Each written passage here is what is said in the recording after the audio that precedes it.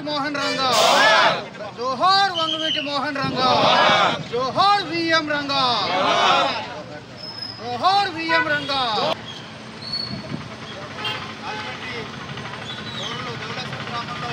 రాజారంగా మిత్రమండలి ఆధ్వర్యంలో పెద్దలు మెండా సత్తులు గారు, మా రాజేష్, మా మిత్రులు బాలరాజు గారు, మొత్తం అందరూ రంగా గారు రాష్ట్రంలోనే బడుగు బలహీన వర్గాలకు సంబంధించిన కీలకమైన నాయకులు.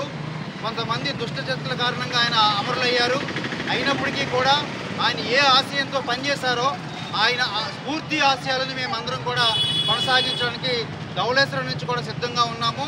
ఇప్పటికైనా సరే కూటమి ప్రభుత్వం వచ్చింది కాబట్టి మేము వారిని కోరుకునేది ఏంటంటే రంగా గారి వర్ధంతి జయంతిని కూడా అధికారికంగా నిర్వహించాలనేది కూడా ఒక కోరిక మిగిలిపోయింది. ఆ కోరిక కూడా కూటమి నాయకులు గుర్తించాలని, దాన్ని కూడా గమనించాలని చెప్పి కూడా నేను కోరుకుంటా ఉన్నాను.